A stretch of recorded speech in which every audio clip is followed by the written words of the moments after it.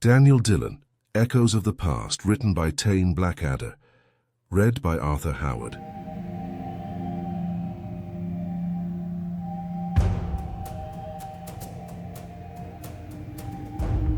The city at long last had found a moment of quiet.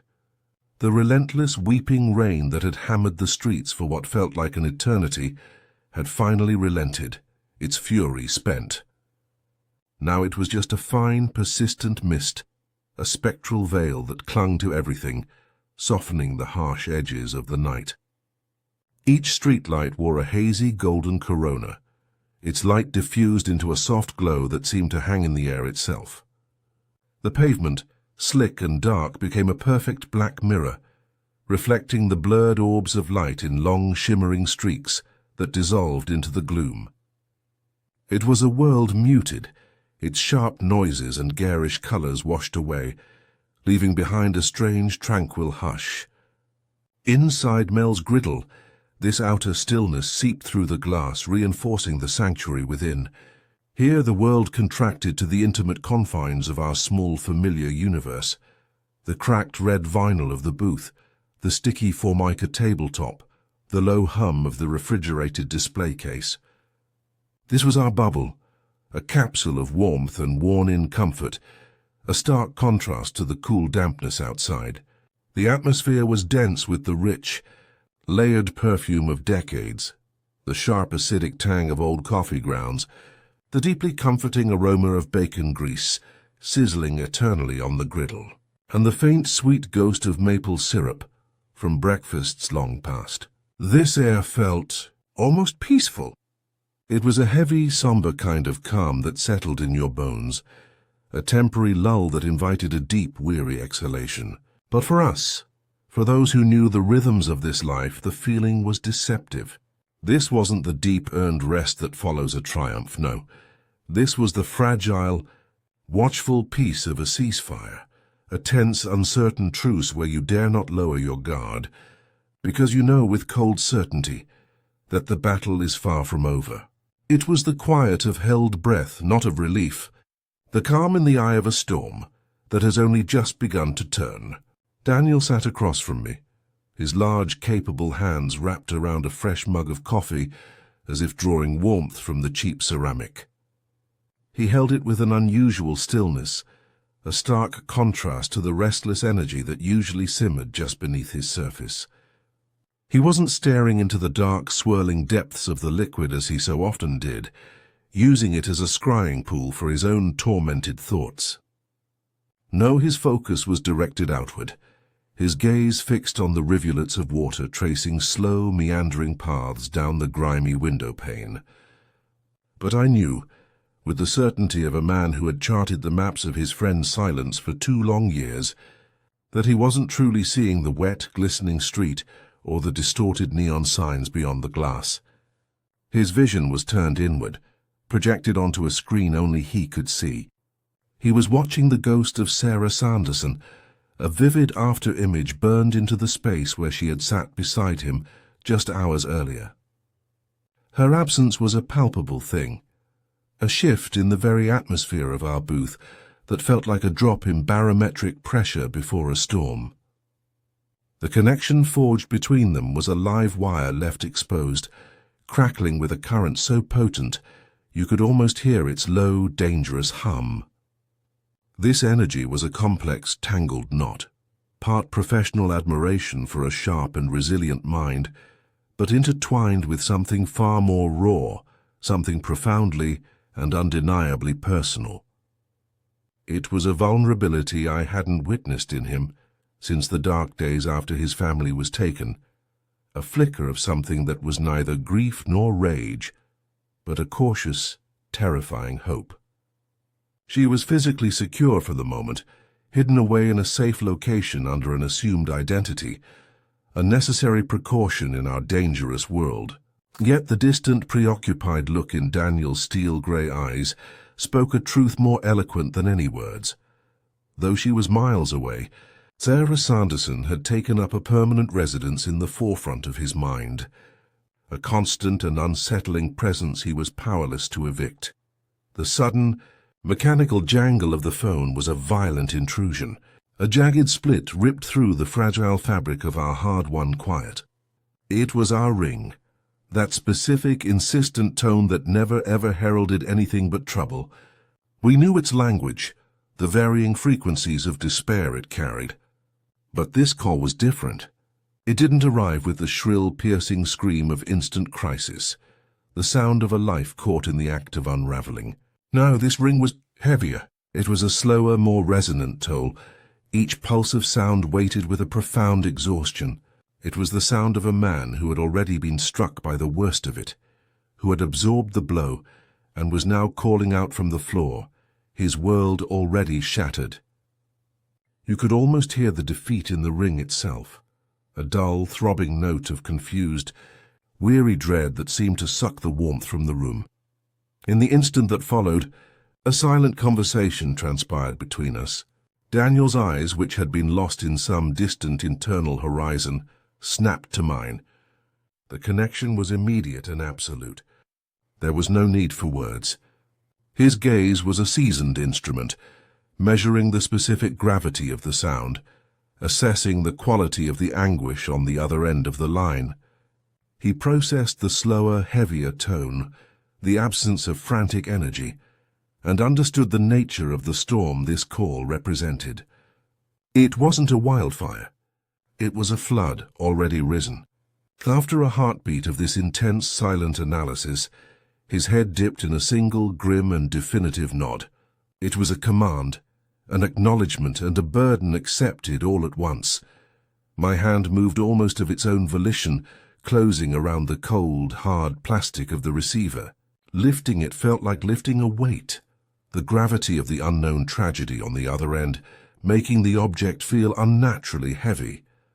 I brought it to my ear, the familiar ritual a stark contrast to the unfamiliar dread coiling in my stomach. I consciously smoothed the tension from my voice, forcing it into the practiced, calm, professional cadence that was expected, a flimsy dam against the torrent of misery I knew was coming. The two words left my lips, a simple invocation that served as a gateway between our world of relative peace and the chaos that forever sought us out. Dillon Investigations. The voice that seeped through the receiver was a hollow echo, a sound scraped raw from a place of profound devastation. It was the voice of a man whose foundations had been demolished, leaving only a cavern of disbelief. "My name is Arthur Vale," it stated, the introduction a fragile attempt at normalcy that immediately crumbled. They're saying my brother James murdered a woman." The words stumbled out, thick with anguish. "A cold case. From 15 years ago." A sharp, shaky inhalation followed, a desperate gasp for air in a world that had suddenly turned to water. But he didn't. He couldn't have. The conviction in that last phrase was absolute, a bedrock of faith in a sea of horrific accusation. Then came a silence, a long, aching void filled only by the ragged, uneven rhythm of his breathing, the sound of a man trying to remember how to function. When he spoke again, his tone dropped to a terrified whisper, as if afraid the walls themselves were listening. "The evidence, it's all wrong. It's like it was tailor-made for him, a perfect poisonous fit. And now I think someone's watching my house." The narrative he unfolded was a bleak, hauntingly familiar melody in the symphony of misery that was our profession. James Vale, he explained, was a quiet, unassuming librarian, a man whose life was measured in the quiet turning of pages, not in violent outbursts. He had no history of aggression, no shadowy past. His arrest was a seismic event, triggered by a miracle of modern science, new DNA evidence that had seemingly resurrected a ghost, linking him irrevocably to the brutal, long-forgotten murder of a young woman named Isabel Reed. A case that had gathered dust in a cold case file for a decade and a half was now, suddenly and definitively declared solved. The machinery of justice had clanged shut, a perfect circle of resolution. Yet Arthur's belief in his brother's innocence was unshakable, a fortress built on a lifetime of shared experience. He painted a portrait not of a suspect, but of a soul. A gentle man who found solace in the meter of poetry, a person of such inherent kindness that he would carefully nurse injured sparrows back to health on his windowsill. The man he described was fundamentally anatomically incapable of the savage brutality detailed in the sterile, clinical language of the court documents. It was a chasm of contradiction that defied all logic, and it was this terrifying dissonance that had led him, desperate and trembling, to our door. Daniel's hand, calloused and sure, reached across the space between us, his fingers closing around the receiver with a quiet finality. As he brought it to his ear, the transition of authority was absolute. When he spoke, his voice was a low, steady rumble, a sound that seemed to vibrate through the formica table, cutting through the static of Arthur Vale's panic with the precision of a scalpel. He didn't offer sympathy. He went straight for the artery of the mystery. "Why now?" he asked, the two words sharp and direct, piercing the heart of the inexplicable situation. After 15 years of silence, what was the catalyst? What specific event prompted this re-examination? He was a surgeon of chaos, and this was his first incision probing for the source of the infection. The answer that came back, or rather the lack of one, was the most chilling part of all. Arthur had no explanation. That was the core of his terror. The new evidence hadn't emerged from a fresh lead or a deathbed confession. It had simply materialized. A phantom from a buried past, suddenly armed with the unassailable authority of modern forensic science. It was a ghost that had learned to wield a DNA profile, presenting a case that was, on the surface, perfectly seamless and airtight, a monstrous creation that defied all natural logic. When Arthur Vale arrived at our booth, he was the living embodiment of his trembling voice. He was a smaller, gentler man than I had pictured, with a scholar's stoop and kind, weary eyes that magnified his anxiety through his wire-rimmed glasses. His hands, as he nervously pushed a thick, overstuffed folder of legal documents toward the center of the table, had a faint, constant tremor. "He's not a killer, Mr. Dillon," he said, the words a soft, desperate plea. I would wager my very soul on that truth. But this DNA evidence, it's incontrovertible. They tell me it's a match. They say it's his. The conflict between his absolute faith and the cold scientific fact was tearing him apart. For the next hour, the diner faded away. Daniel became a statue of concentration, his presence receding as he immersed himself in the file. His eyes, sharp and analytical, moved methodically over the pages, absorbing the dry, clinical language of the decades-old autopsy report, the faded, contradictory statements from witnesses who were likely ghosts themselves by now, and finally, the stark, damning certainty of the genetic analysis. When he finally looked up, the grim set of his jaw confirmed his initial suspicion. "The original investigation was a disaster," he stated flatly. "A contaminated scene, a parade of unreliable testimonies. It was a house built on sand." He tapped a single finger on the top page of the DNA report, the sound a soft, definitive thud in the quiet booth. "But this new evidence is the sole load-bearing wall. It's the only thing giving the whole shaky structure any legitimacy." He paused, his gaze locking onto mine, then Arthur's, the implication hanging heavy in the greasy air. "And that's the problem. It's too pristine, too immaculate. It's a perfectly cut diamond presented on a plate of mud. It doesn't fit. For a crime scene that was, by all accounts, a chaotic and messy affair, this single piece of proof is unnervingly, suspiciously clean." The baton was passed, and the nature of the investigation shifted.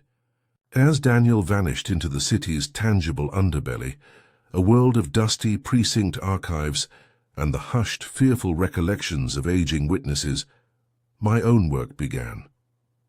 I retreated into the sanctuary of my laptop, a realm of cool blue light and unwavering binary logic.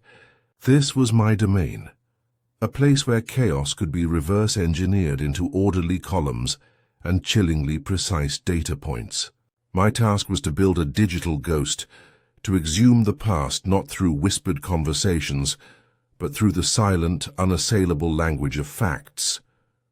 I initiated a deep systematic cross-reference, feeding the specific grim details of the Isabel Reed case into vast, interconnected databases of unsolved homicides from that shadowy era. I was searching for a hidden rhythm, a dissonant echo that would betray a larger, more terrifying composition. And then I found it. A single chilling correlation surfaced from the digital morass. Then another. The pattern solidified with a grim, horrifying clarity. There were 3 women, their lives extinguished within a concentrated 5-year period. All shared a similar demographic profile, all victims of a violence that was both brutal and meticulously controlled. But the true connection, the signature the killer could not resist leaving, was a detail so specific it had been successfully kept from the public. A small, perfectly formed crescent-shaped bruise, always found on the victim's left palm. It was a mark of possession, a perverse brand. In an instant, the entire scope of the case exploded. Isabel Reed was not an isolated tragedy, a single senseless murder. She was a crucial piece in a much larger, more monstrous puzzle. She was likely the 3rd entry in a series of 4, a pattern pointing to a predator, with a methodical, ritualistic compulsion. The press, with its flair for the macabre, had given this phantom a name, the Poet. This was not due to any particular elegance in his crimes, but because of the haunting, almost taunting clues he left behind, fragments of poetry, carefully placed near each body, each excerpt plucked from a different work, as if he were composing a ghastly anthology of death. The lonely cold case had just transformed into the hunting ground of a serial killer. The realization did not dawn. It struck, a sudden and total immersion in ice water that seized my spine and locked my breath in my chest. The air in the booth, once merely thick with the scent of coffee, now felt thin, frigid, and impossibly heavy. In a single, vertiginous moment, the entire foundation of the case crumbled and reassembled into a far more terrifying structure. Our mission was no longer a simple matter of justice for one wrongly accused man. That was merely the surface, the visible tip of a grotesque and buried iceberg. We were no longer standing in a courtroom. We were standing at the precipice of a serial killer's private graveyard, feeling the cold exhalation from a dozen open graves. This entity, this poet, had not vanished or been defeated 15 years ago. He had evolved. He had retreated into the shadows not in defeat, but to learn to adapt. His hunger had not abated. His methods had simply grown more sophisticated, more insidiously clever. And now, after a decade and a half of patient silence, he had chosen to resurface. But he was not hunting in the old brutal way. This was a new chilling chapter in his monstrous saga. He was no longer using a knife. He was wielding the entire justice system as his weapon. His re-emergence was an act of cold, calculated framing. James Vale, the quiet librarian, was not a random victim of circumstance. He was a deliberately selected proxy, a pawn in the killer's ultimate endgame. The poet was using the very tools designed to catch him, the infallible science of DNA, as a shovel to bury his own horrific legacy forever. By meticulously pinning his final unsolved crime on an innocent man, he was achieving the perfect crime retroactively. He was erasing himself from history, sewing a neat official closure over the ragged, bloody tear he had left in the world, and in doing so, he was mocking the very concept of truth itself. We were no longer just fighting for a man's freedom. We were racing against a brilliant, patient monster who was attempting to edit the past and vanish into a lie. The question that haunted every step of the investigation was deceptively simple. Why? Why James Vale? The man had no enemies, no debts, no shadowed past waiting to be dragged into the light. Yet when the answer finally revealed itself, it struck like a blade in the dark, quiet, sudden, and unforgettable. James Vale, the unassuming librarian, had been pursuing a project no one else cared to finish, preserving the town's fragile history. Night after night he scanned brittle pages, giving voice to the forgotten stories trapped in yellowed ink. It was work of patience, of devotion, and of love for truth, but truth has a way of drawing blood. In the course of his task, Vale stumbled across something no one else had noticed. A brief column buried deep in the back of an old newspaper, so small it could have been missed by the human eye. It reported a simple property sale, a transaction on the outskirts of the city. Nothing unusual, except for the name tied to it, a name that linked back to a victim long swallowed by silence. Vale never realized the gravity of what he had uncovered. To him it was just another entry in a catalogue, but to the one who had left those bodies behind, it was a warning bell ringing far too close. The poet had been watching, patient as a spider in the center of his web. He tracked movements, monitored searches, and waited for the tremor that signaled discovery. Vale had pulled the wrong thread and in doing so marked himself. He was not chosen at random. He was selected with precision, identified as a loose end that needed severing. Not by violence this time, but by something colder, erasure through manipulation. Man's life rewritten into a crime that was never his. Daniel's face hardened into something carved from stone the moment I slid the printouts across the table. His features closed over like a shuttered window, unreadable and cold. "He's cleaning house," he said under his breath, the words flat and terrible as a verdict. 15 years of silence. Then suddenly something rattled him awake. "He's erasing tracks. Vale is a casualty on that road." He let the sentence hang, then pinched the bridge of his nose. His pupils tightened to thin, calculating slits. "And if he's watching Arthur," he began, but he didn't have to finish. The rest was a dark, obvious shape that filled the room. Hiring investigators was its own beacon. By coming to us, Arthur had unwittingly shone a light on himself. The client had become prey. From that instant the tempo changed. The investigation snapped into a two-front assault, each of us moving in different registers, but toward the same urgent aim. Daniel resurrected old debts and favors, calling in whispers from officers who had never quite slept since the poet's killings. Men and women who bore the muted guilt of a case that had slipped through their fingers. He used memory and muscle, face-to-face interviews, a half-forgotten informant, a retired clerk's trembling admissions, to look for human error, for the one soft seam in an otherwise immaculate frame. He was hunting the flaw a machine couldn't fabricate. I took the other axis, the cold, precise geometry of data. I dove into server logs, subscription records, anonymous purchases.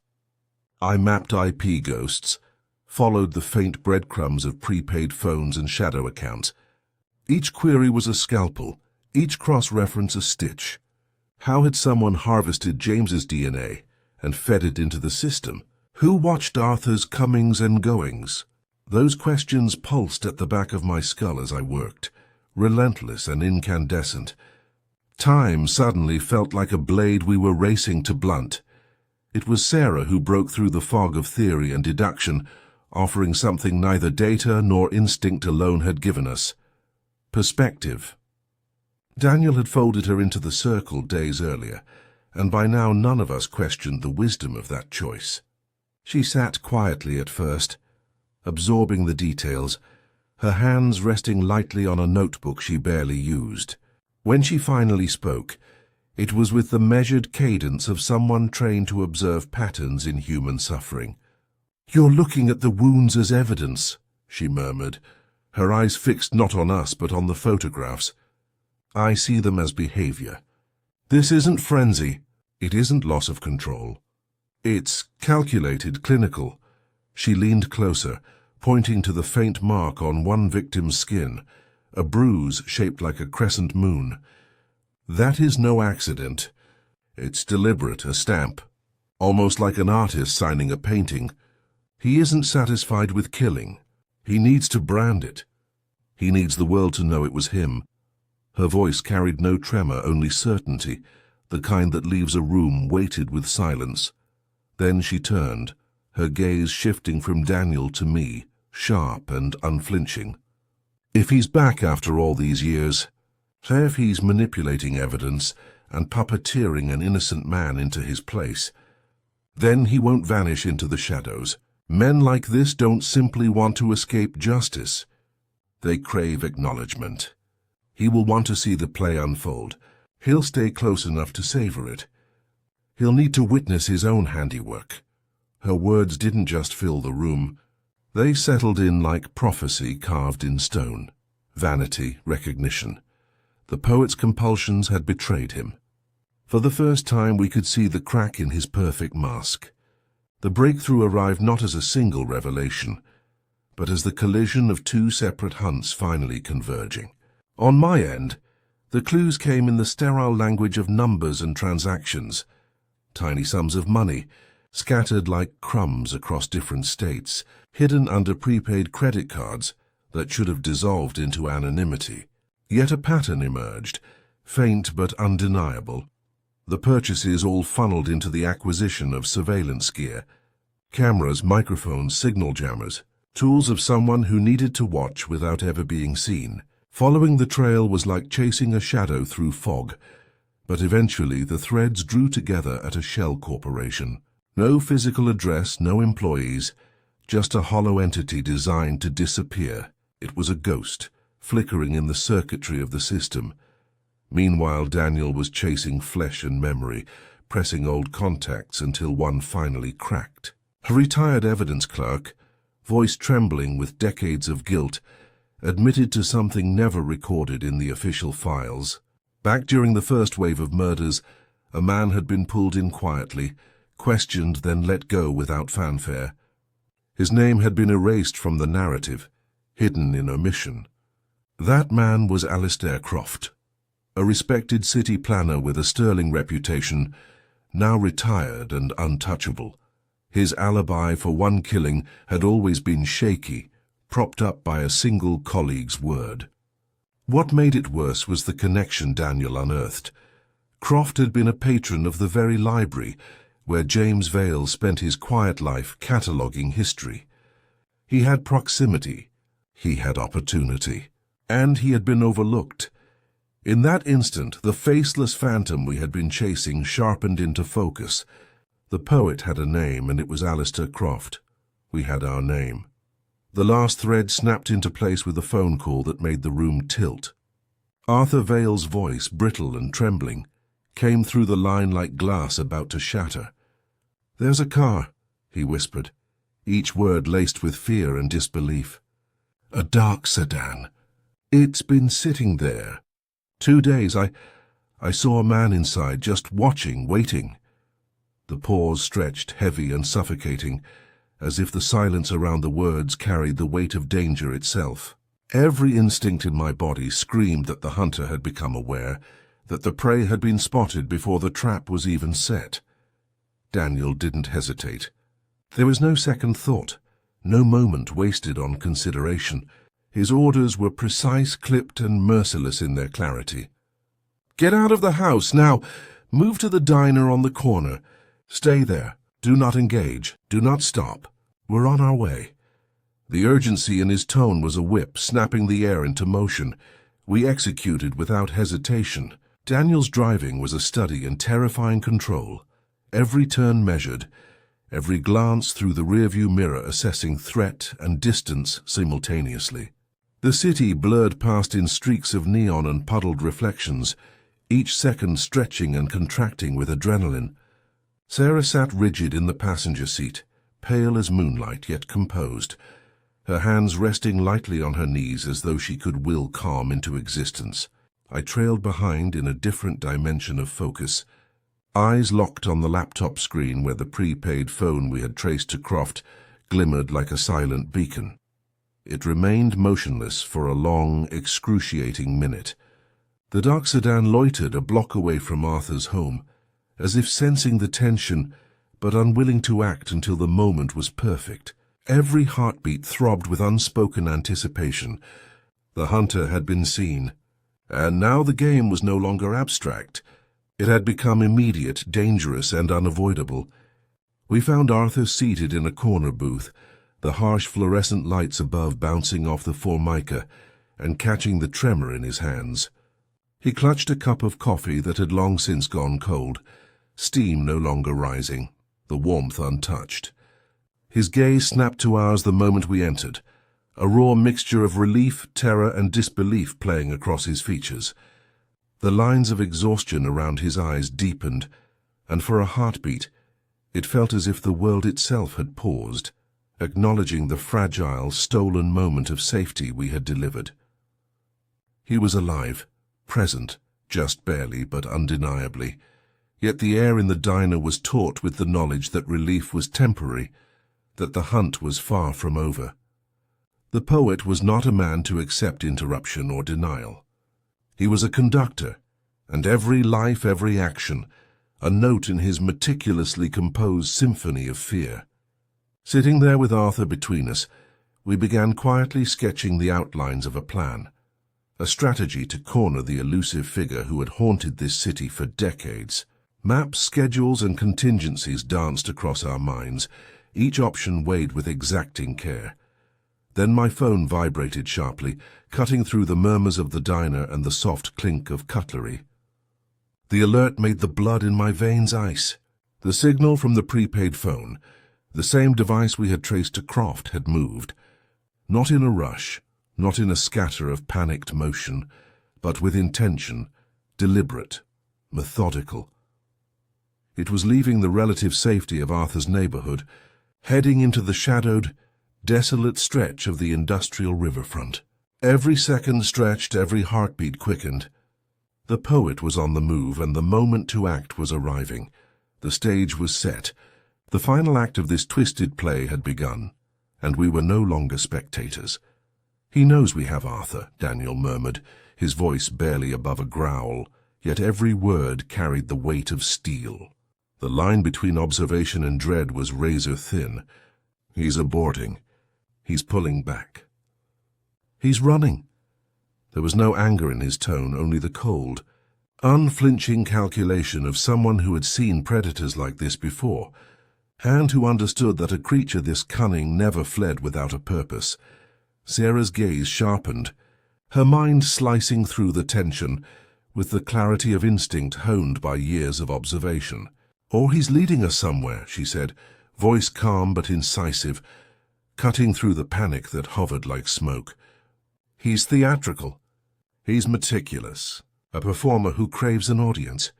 If Arthur isn't available, he'll find another set of eyes. Someone will witness his work, the final flourish of his composition. He can't resist showing the stage he's built, no matter the danger." Her words were more than insight. They were a prediction, precise and undeniable, carving the shape of the hunt in the dark. Daniel didn't hesitate. Decisions came fast, like a scalpel through silk. "Michael, stay with Arthur. Move him to a safe house. Sarah, you're with me." There was no debate, no delay. The look they shared was electric, a silent covenant of trust and understanding, as binding as any oath. She inclined her head, expression hard, eyes clear. No hesitation, no fear, only the steady resolve of someone ready to step into the shadows. I remained behind, watching them vanish into the mist that clung to the night like a second skin, slipping silently through the wet streets toward a confrontation with a phantom. The diner around me was suddenly hollow, every murmur and clatter dimmed by the pulse of anticipation. I was left with Arthur, trembling, fragile, caught between fear and hope, and with my own task, to guard, to calculate, to hold a piece of the fragile board that was still very much in play. Even as the hunt pressed forward, what transpired at the riverfront, Daniel would only unravel to me in fractured pieces, each revelation weighted with tension and disbelief. The scene he described was almost surreal, like a painting blurred at the edges. They hadn't found the dark sedan lurking in shadows. no ominous silhouette waiting to strike. Instead, under the intermittent sputtering glow of a solitary pier lamp, stood Alistair Croft himself. The light caught him in fits and starts, casting his long shadow across the weathered planks, flickering like a spectre dancing on water. His posture was rigid yet unhurried, a careful balance of poise and expectation, as if the world were holding its breath alongside him. Croft was unmistakably an old man, the lines of age and experience etched into his face with the precision of someone who had spent decades observing others rather than revealing himself. Yet there was something unnervingly composed in his presence, a serenity that defied the chaos he had wrought. He was dressed with meticulous care, a dark tailored suit that hung perfectly on his frame, polished shoes that reflected the weak pier light, and a tie knotted with exacting symmetry. Every element suggested discipline, self-possession, and a mind still sharply in command despite the years that had weathered him. He did not flinch. He did not attempt to flee, even when Daniel and Sarah approached, moving cautiously across the slick, uneven boards. It was as if he had been waiting, fully aware that this encounter was inevitable, his patience unshakable. There was no panic, no frantic motion, only the still, controlled expectation of a man who had rehearsed this moment in the quiet of his mind countless times. In that frozen tableau, it became clear that Alistair Croft was not merely a criminal cornered. He was a conductor poised at the podium, awaiting his final audience, ready to orchestrate the conclusion of the symphony he had composed over decades. He confessed, but it was not the desperate, frantic cry one might expect. There was no fury, no scrambling defensiveness in his voice. Instead, his words flowed with a quiet, almost reverent pride, tinged with a chilling nostalgia, as though he were leafing through an album of memories carefully curated over decades. Each murder, each carefully orchestrated act of violence, he described as a composition, a meticulously constructed piece of dark art that required patience, precision, and an audience only he could appreciate. In his mind, these acts were not crimes. They were performances, symphonies of control and power, and he, the maestro, conducting every note with deliberate care. James Vale had not been a random target. The quiet librarian, unknowingly probing too close to the pattern of his carefully buried crimes, had become an integral instrument in the final movement of this grim opus. Framing Vale was the last elegant stanza, the finishing flourish of a poem written in blood and fear. It was a testament to his mastery, a demonstration that even time and distance could not erase the artistry he believed he had perfected. He spoke of Arthur with the same cold, measured fascination, detailing how he had watched the man hire investigators, how every decision, every motion, had been a prelude to what he envisioned as the final act. Arthur, vulnerable in his grief, had been intended as the ultimate witness, the tragic coda to a symphony that had spanned years, that had haunted the city with invisible fingers, leaving a signature no one dared decipher. But we had interfered. We had arrived too soon, moved too quickly. Our intrusion had disrupted the rhythm of his plan, shattered the cadence of his long-conceived finale. For all his patience and precision, for all the care he had lavished on this final performance, we had forced him into improvisation. The calculated masterpiece, the performance he had rehearsed in shadows, now faced an audience unanticipated and unprepared for the chaos that was about to unfold. As Daniel lunged forward to seize him, Croft's expression shifted in a way that made the hairs on the back of my neck rise. He smiled, not with malice, not with fury, but with a sad, almost wistful gentleness, the kind of smile that carries a lifetime of conviction and cold calculation. It was a terrifying serenity, a calm that spoke louder than any roar, sharper than any scream. "You can't prove any of it," he murmured, his voice smooth, deliberate, carrying the weight of inevitability. "The Vale case is flawless. That is all that matters now. Everything else Everything else is just echoes, fragments of a story that no one will ever fully grasp.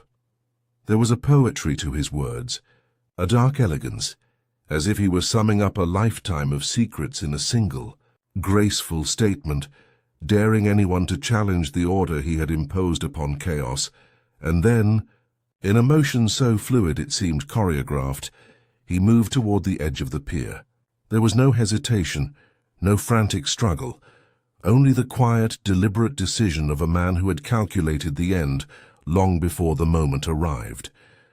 Before Daniel could close the distance, before anyone could intervene, Croft stepped off the weathered wood, and the black, churning waters swallowed him in an instant. The river accepted him as both judge and jury, a silent witness to the conclusion of his meticulously crafted performance. A week later, miles downstream, his body was recovered, carried along by the relentless current he had chosen. Officially, the case was closed. A killer's suicide, neat and conclusive, a confession left in his absence. And yet, the truth lingered like a shadow in the minds of those who had been there, an unsettling reminder that justice had not been served in full. Croft's legacy, the manipulation, the murders, the orchestration of fear remained hauntingly intact, a chilling testament to the man who had shaped death into art. James Vale was finally released, stepping from the shadow of accusation into a world that had moved on without him. The DNA evidence that had threatened to shatter his life was meticulously re-examined, each fragment scrutinized with the cold, impartial eye of science. What emerged was a damning revelation, not of guilt but of fallibility, a procedural error, small yet catastrophic, a contamination buried deep in the original chain of custody, rendered the genetic proof meaningless. The frame-up, elegant and devastating in its design, crumbled under the weight of truth. The architect of this deception, the mind that had manipulated evidence and orchestrated terror, was no longer within reach. He had vanished, leaving behind a void where justice should have taken its place. The other murders, the lives extinguished in that cruel pattern, remained unresolved, their files quietly closed, gathering dust in the cold, dark recesses of the city archives, forgotten by all but those who had chased their echoes. In that moment, a fragile sense of relief hung over us, tempered by the haunting awareness of what remained. We had saved our client. We had restored the life of an innocent man, cleared the stain of accusation that had threatened to define him. And yet, the victory was hollow, echoing through the empty spaces left by what could not be undone. The true monster, brilliant, meticulous, and utterly remorseless, had evaded the scales of human justice. He had crafted his final act with an artist's precision, a twisted, perverse completion of a poem written in suffering and fear. His masterpiece remained intact, unchallenged, a monument to the darkness that can hide behind civility, patience, and cunning. Even as the doors of the courthouse closed behind us, the chill lingered, a reminder that evil does not always die, that some shadows stretch beyond the reach of those who would confront them. Back in the booth at Mel's, the rain had returned, drumming a steady rhythm against the windows, a persistent, almost mournful accompaniment to the stillness inside. The mist hung low, curling around the streetlights like the ghost of a memory, softening the world outside into a watercolor of blurred shapes and muted colors. Daniel sat hunched over his coffee, the steam rising in thin, twisting ribbons that seemed almost symbolic of his exhaustion. His face was drawn, etched with a new layer of grim fatigue, the kind that comes from staring into the abyss and returning with your own humanity intact, but not unscathed. He stared into the dark liquid as though it contained the answers to a question no one could ask aloud. He wanted to be remembered, he murmured, his voice low and roughened by the weight of reflection. Not as a monster, but as a genius. He manipulated the system, bent it to his own will, and wrote his ending exactly the way he wanted it. Every move, every calculation, it was all part of the final performance. Sarah sat beside him, a quiet presence that needed no words. She didn't offer platitudes or explanations. She merely existed in the space beside him, a stabilizing anchor in a world that had just spun dangerously close to chaos. Her calm, measured breathing, the subtle tension in her hands resting on the table, offered a silent reassurance that seemed to speak louder than any conversation could. And in that shared stillness, I watched an unspoken understanding deepen between them, a connection forged not in comfort, but in confrontation with darkness itself. Together, they had stared into the echo of a laugh from the void, faced the meticulous cruelty of a mind untethered from morality, and had not flinched. The quiet triumph was tempered by the knowledge of what had been lost and what would remain unseen, but for this moment, the world was contained within the small warm booth, and the storm outside could rage on without claim. The phone remained silent, for now. Its quiet was almost deafening after the chaos, a pregnant pause that seemed to stretch on, measuring the weight of what had just passed. Outside, the rain pattered insistently against the windows, a soft, rhythmic reminder that the world continued to turn, indifferent to human struggles, indifferent to justice or vengeance.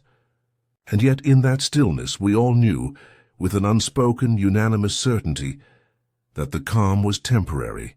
It was a fleeting reprieve, the eye of a storm that had only paused to gather strength. Sooner or later that shrill, insistent ring would pierce the booth again.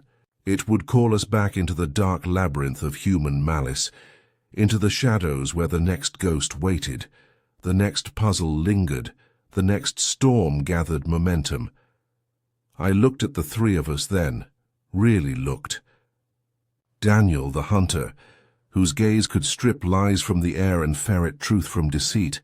Sarah, the heart, whose presence anchored reason and humanity amidst the violence and fear. And myself, the numbers man, a quiet architect of logic and patterns, capable of tracing chaos back to its source. In that moment, I understood with absolute clarity that the dynamics of our team were no longer just convenient, they were essential. Together, we were more than the sum of our parts. Each of us brought a strength the others lacked, a skill perfectly attuned to the dangers we would inevitably face. The story was far from finished. The chapters that had brought us here were only the prelude to what was coming. And though we could not foresee the shape of the next threat, we could face it as one unflinching, bound by shared experience and an unbreakable, silent understanding. The team was complete. The night stretched before us, dark, uncertain, and full of possibility. And for the first time I knew we were ready. The story was just beginning.